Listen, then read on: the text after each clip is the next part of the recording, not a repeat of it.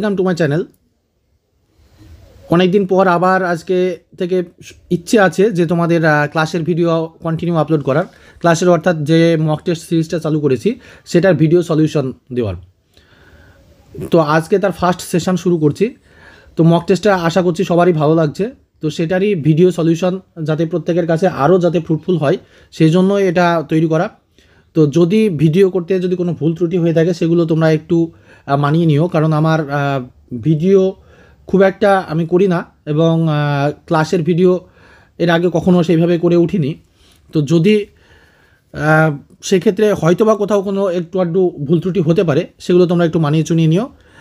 চলো শুরু করি আজকে ফার্স্ট সেশন, প্রথম ক্লাসের। তো ফার্স্ট কোশ্চেন দেখো, দাক্ষিণাত্য শিক্ষা সমাজ কার প্রেরণায় গড়ে ওঠে? দাক্ষিণাত্য শিক্ষা সমাজ গড়ে ওঠে মহাদেব গোবিন্দ রানাডের। এটা গঠন হয়েছিল 1885 সালে, কোনো কোনো জায়গায় থাকে 1884 সাল। তো যেটা অপশন পাবে সেটাই অ্যান্সার করবে, দুটো অপশন কখনো একসঙ্গে থাকবে না। এটা হেডকোয়ার্টার ছিল পুনেতে, পুনে। আচ্ছা, এটা একটা সমাজ সংস্কারমূলক সংগঠন ছিল, শিক্ষার বিশেষ করে শিক্ষার উপরে সংগঠনটা শিক্ষার উপরে কাজ করতো। তো ঠিক আছে, এর হেডকোয়ার্টার পুনে। নেক্সট কোশ্চেন, ঘরের মধ্যে ফ্রিজের দরজা খোলা রাখলে কি হবে? ঘরের মধ্যে ফ্রিজের দরজা যদি খুলে রাখি ঘর অবশ্যই গরম হবে, কারণ ফ্রিজের দরজা যদি খোলা থাকে তাহলে ঘরের ভিতরের যে তাপমাত্রা সেটাই ফ্রিজ নেবে, আবার সেটাই ঘরের ভিতরে ছাড়বে। এটা কন্টিনিউয়াসলি যখন চলতে থাকবে, এটা একটা রিসাইকেল ওয়েতে চলতে থাকবে, একটা সময় গিয়ে ঘরের তাপমাত্রা অটোমেটিকই বৃদ্ধি পাবে। ঠিক আছে, চলো নেক্সট কোশ্চেন, কত খ্রিস্টাব্দে কংগ্রেস নির্বাচনে অংশগ্রহণ করে? কংগ্রেস নির্বাচনে অংশগ্রহণ করেছিল ফার্স্ট 1937 সালে, এবং 1937 সালের নির্বাচনের পরে প্রথম আমাদের অন্তর্বর্তী সরকার গঠন হয়েছিল। সেই সময় অন্তর্বর্তী সরকারের পরপর যে মন্ত্রিত্বগুলো থাকে সেগুলো অনেক সময় আমাদের অনেক পরীক্ষায় পড়ে, তো সেগুলো পরে যেসব ক্লাসগুলো হবে সেগুলোতে তোমরা পাবে। তো কংগ্রেস প্রথম কবে গঠন হয়েছিল? কংগ্রেস গঠন হয়েছিল 1885 সালে। কংগ্রেস গঠন কে করেছিল? কংগ্রেস গঠন করেছিল হিউম। আর সেই সময় যদি বলা হয় গভর্নর জেনারেল কে ছিল, সেই সময় গভর্নর জেনারেল ছিলেন কে? আমাদের সেই সময় ছিল ডাফরিন। আর কংগ্রেসের প্রথম সেশন অর্থাৎ প্রথম যেটাকে বলি সভা আর কি, প্রথম সভা বসেছিল বোম্বের গোকুলদাস তেজপাল সংস্কৃত কলেজে 1885 সালে। বোম্বে গোকুলদাস তেজপাল সংস্কৃত কলেজে। এর সভাপতি ছিল উমেশচন্দ্র ব্যানার্জি। প্রথমটা ছিল উমেশচন্দ্র ব্যানার্জি, সেকেন্ড ছিল কলকাতা, এর ছিল দাদাভাই নৌরোজি, তারপরে ছিল 3 নম্বরে ছিল মাদ্রাজ, এটাতে প্রথম ছিল মুসলিম বদরুদ্দিন তৈয়বজি। তারপরে থার্ড ছিল এলাহাবাদ, এটাতে ছিলেন এলাহাবাদে ছিলেন হচ্ছে জর্জ ইউল, প্রথম ইংরেজ। এই কটা দেখে রেখো। এছাড়া আরও অনেকগুলোই আছে, সব সেশনগুলোই পরপর যখন আলোচনা করব তখন ওই সেশনগুলো নিয়ে পরপর ডিসকাশন করব। তো আপাতত এই চারটে তোমরা একটু দেখে রেখো। প্রথম হচ্ছে বোম্বে, সেকেন্ড কলকাতা, তৃতীয় মাদ্রাজ, তারপর হচ্ছে এলাহাবাদ। প্রথমটাই উমেশচন্দ্র ব্যানার্জি, তারপরে দাদাভাই নৌরোজি, তারপরে বদরুদ্দিন তৈয়বজি, তারপরে হচ্ছে জর্জ ইউল। নেক্সট কোশ্চেন, জেরপ্থ্যালমিয়া রোগে কোন অঙ্গ আক্রান্ত হয়? দেখো, জেরপ্থ্যালমিয়া রোগে হচ্ছে মানুষের চোখ আক্রান্ত হয়। চোখে সাধারণত চোখ দিয়ে জল পড়ে জেরপ্থ্যালমিয়া রোগে, তো এটা হয় ভিটামিন ডি এর অভাবে। আচ্ছা, পেন ট্যাবে লিখলে একটু লেখা খারাপ হয়, অনেক সময় বোঝাও যায় না, সেগুলো একটু মানিয়ে নিও তোমরা। ভিটামিন ডি বলছি, ভিটামিন এর অভাবে জেরপ্থ্যালমিয়া। নেক্সট কোশ্চেন, নিম্নলিখিত মধ্যে কে ডিরোজিওর শিষ্য ছিলেন না? ডিরোজিওর শিষ্য ছিলেন না এখানে দেবেন্দ্রনাথ ঠাকুর। ডিরোজিও ইয়ং বেঙ্গল মুভমেন্টটা চালু করেছিলেন, তো ডিরোজিওর শিষ্য ছিলেন না দেবেন্দ্রনাথ ঠাকুর। নেক্সট কোশ্চেন, সলবাইয়ের সন্ধি।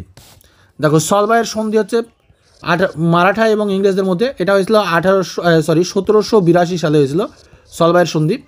সলবাইয়ের সন্ধি কেন হয়েছিল? সলবাইয়ের সন্ধি হয়েছিল প্রথম ইংরেজ মারাঠা যুদ্ধের অবসান ঘটানোর জন্য। প্রথম ইংরেজ মারাঠা যে যুদ্ধটা হয়েছিল তার অবসান ঘটেছিল সলবাইয়ের সন্ধির মাধ্যমে। নেক্সট কোশ্চেন, নেক্সট হচ্ছে অ্যান্টি সার্কুলার সোসাইটি। আচ্ছা, অ্যান্টি সার্কুলার সোসাইটি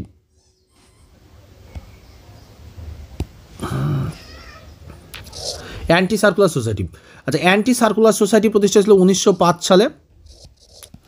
যখন বঙ্গভঙ্গ হয় তখন, আচ্ছা বঙ্গভঙ্গ যখন হয় তখন যে বঙ্গভঙ্গ বিরোধী যে আন্দোলনটা হয়েছিল সেই সময় প্রচুর ছাত্রছাত্রীরা এই আন্দোলনে যোগদান করেছিলেন, বঙ্গভঙ্গ বিরোধী আন্দোলনে।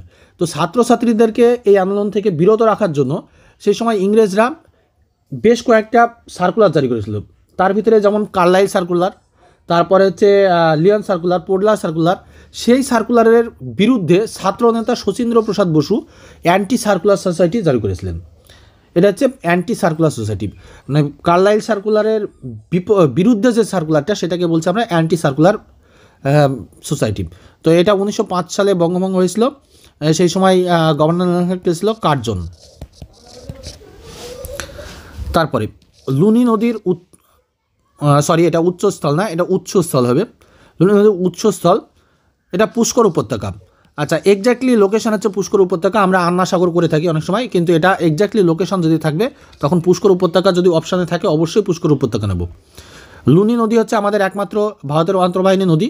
লুনি নদী অন্তর্বাহিনী নদী রাজস্থানে অবস্থিত। অন্তর্বাহিনী নদী আমরা সেই নদীকে বলি যে নদী কোনো একটা ভূখণ্ডের ভিতরে, ভারতের হোক বা যে কোনো দেশেরই হোক, ভূখণ্ডের ভিতরে সৃষ্টি হয়ে সেই ভূখণ্ডের ভিতরেই শেষ হবে। অর্থাৎ যখন কোনো নদীতে বা কোনো সমুদ্রে গিয়ে পতন ঘটবে না কোনো নদীর, সেই নদীকে আমরা বলবো অন্তর্বাহিনী নদী। নেক্সট কোশ্চেন, নিম্নলিখিত কোন উদ্দেশ্যটি প্রথম পরিকল্পনায় ছিল না? আচ্ছা প্রথম পরিকল্পনা, আচ্ছা পরিকল্পনা কমিশন আগে গঠন হয়েছিল 1950 সাল 15ই মার্চ। 1950 সালে 15ই মার্চ পরিকল্পনা কমিশন গঠন হয়েছিল। তো পরিকল্পনা কমিশন পরপর আমাদের 1950 সালে 15ই মার্চ গঠন হয়েছিল। তো দেখো এটা দিয়েছে প্রথম পরিকল্পনা। তো প্রথম পরিকল্পনা আমাদের ভারী শিল্পের গুরুত্ব ছিল না, এটা আমাদের হচ্ছে বৈশিষ্ট্য সেকেন্ড প্ল্যানিং। প্রথম পরিকল্পনা ছিল হ্যারোড ডোমারের মডেলের, হ্যারোড ডোমারের মডেলের প্রথম পরিকল্পনায় ভারী কৃষিকার্যের উপর আমরা বেশি জোর দিয়েছিলাম। আমাদের সেই সময় জিডিপির টার্গেট ধরা হয়েছিল 2.1, বাট জিডিপি আমাদের অ্যাচিভ হয়েছিল 3.6। প্রথম সাকসেসফুল প্ল্যানিং ধরা হয় এটাকে, সব থেকে বেশি সাকসেস হয়েছিল এই প্ল্যানিংটাই। যে কৃষিক্ষেত্রে যে টার্গেটটা আমরা রেখেছিলাম সেটা পুরোপুরি সাকসেস হয়েছিল। ইভেন জিডিপির যে টার্গেটটা রেখেছিলাম সেটা আমাদের সেই টার্গেটটা আমরা অ্যাচিভ করতে পেরেছিলাম। নেক্সট কোশ্চেন, মুদ্রাস্ফীতি কাদের পক্ষে সবচেয়ে লাভজনক? আচ্ছা মুদ্রাস্ফীতি একটা জিনিস জানবে, মুদ্রাস্ফীতি যখন ঘটবে তখন ঋণ গ্রাহিতা যারা থাকবে তাদেরই লাভজনক হবে। কারণ মুদ্রাস্ফীতি কাকে বলে আগে সেটা বোঝো।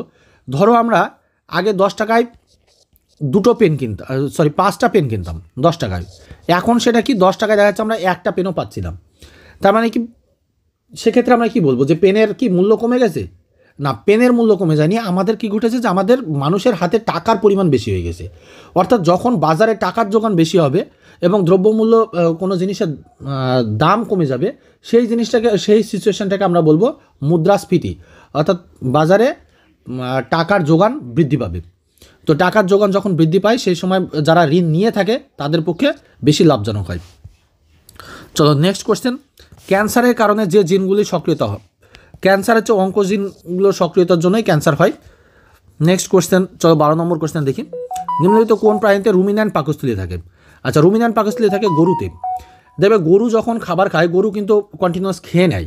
খাওয়ার পরে গরু পরবর্তী ক্ষেত্রে জাবর কেটে কেটে সেই খাবারগুলোকে হজম করে। এই যে এইটাই হচ্ছে গরুর যে আর একটা পাকস্থলীতে খাবারগুলোকে রেখে দেয়, এইটাকে বলা হয় রুমিন্যান্ট পাকস্থলী। তাহলে গরুর ক্ষেত্রে আমরা রুমিন্যান্ট পাকস্থলী দেখতে পাবো। হর্যঙ্ক বংশের শেষ রাজা কে ছিলেন? আচ্ছা হর্যঙ্ক বংশের শেষ রাজা ছিলেন নাগদর্শক। আগে আমাদের জানতে হবে হর্যঙ্ক বংশ কবে গঠন হয়েছিল। হর্যঙ্ক বংশ ছিল মগধের প্রথম বংশ। এটা 547 খ্রিস্টপূর্বাব্দে 547 বিসিতে হর্যঙ্ক বংশ এস্টাবলিশড হয়। তো হর্যঙ্ক বংশের প্রথম রাজা ছিলেন বিম্বিসার। আচ্ছা বিম্বিসারের ছিল শ্রেণিক, উপাধি ছিল শ্রেণিক। বিম্বিসারের পরে আমাদের সেকেন্ড রাজা ছিল অজাতশত্রু ছিল কুনিক, তারপরে ছিল উদয়ী, আর লাস্ট ছিল হচ্ছে নাগদশক। হর্যঙ্ক বংশের শেষ রাজা ছিল নাগদশক। এই নাগদশককে কে হত্যা করেছিল? নাগদশককে শিশুনাগ হত্যা করে শৈশুনাগ বংশের প্রতিষ্ঠা করে।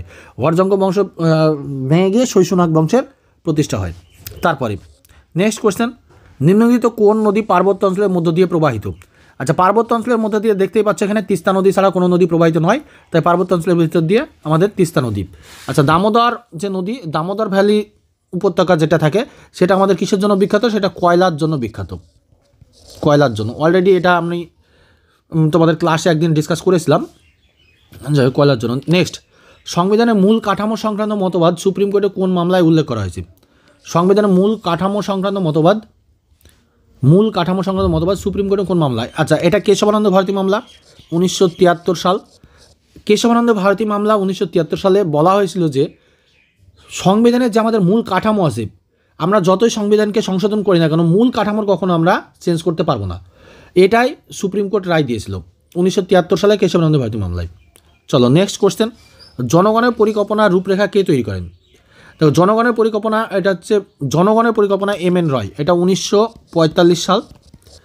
তাছাড়া আমাদের পুরুষোত্তম ঠাকুর দাস করেছিল, যেটা হচ্ছে সর্বোদয় প্ল্যান, পুরুষোত্তম ঠাকুর দাস যেটা করেছিল বোম্বে প্ল্যান, সর্বোদয় না, 1944 সালে বোম্বে প্ল্যান। এগুলো খুব পরীক্ষায় দেয়। আর মহাত্মা গান্ধীর অ্যাকচুয়ালি এটাকে বলা হয় গান্ধিয়ান প্ল্যান।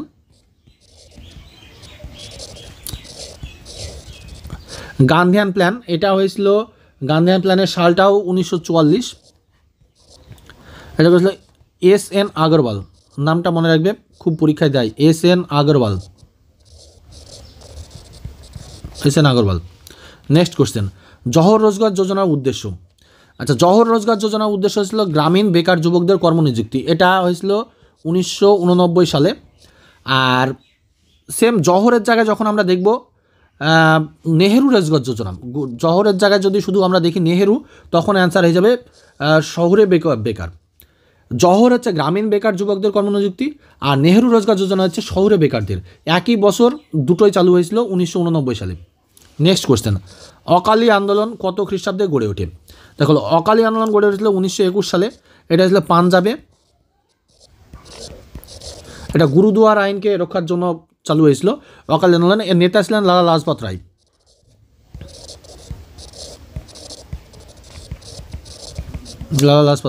এর সম্পর্কে অনেক কিছু আছে লালা লাজপত রায়, বলতে লাগলে এখন মানে ভিডিও অনেক বড় হয়ে যাবে, অত ভিডিও বড় করতে চাচ্ছি না। চলো নেক্সট কোশ্চেনে যাই, কত সালে পশ্চিমবঙ্গের বিধান পরিষদের বিলোপ ঘটানো হয়? পশ্চিমবঙ্গ বিধান পরিষদের বিলোপ ঘটে 1969 সালে। বিধান পরিষদ কি আগে ভাবো, যে আমাদের পার্লামেন্ট গঠন হয় কি, রাষ্ট্রপতি থাকে একদম উপরে, তারপরে থেকে কি আমাদের রাজ্যসভা, আর নিচে থাকে কি আমাদের লোকসভা। তো আমাদের একদম লোয়ার হাউসটাকে কি বলি আমরা? লোকসভা। তার উপরের হাউসটাকে কি বলি আমাদের? রাজ্যসভা।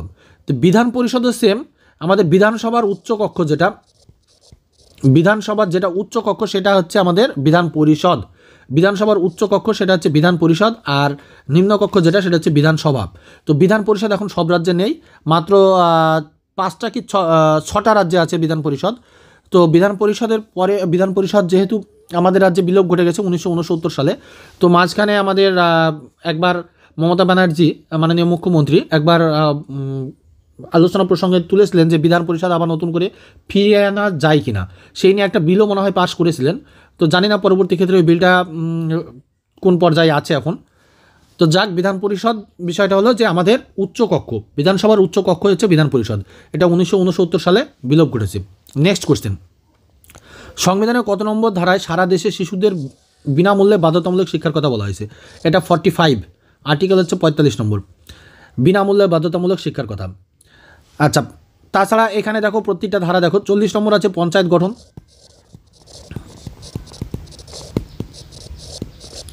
44 নম্বর আছে ইউসিসি অর্থাৎ ইউনিফর্ম সিভিল কোড, বা সারা দেশে একই দেওয়ানি বিধি চালু যেটাকে বলা হয়, সেটা হচ্ছে ইউনিফর্ম সিভিল কোড। রিসেন্টলি চালু করলো 2024 সালে উত্তরাখণ্ড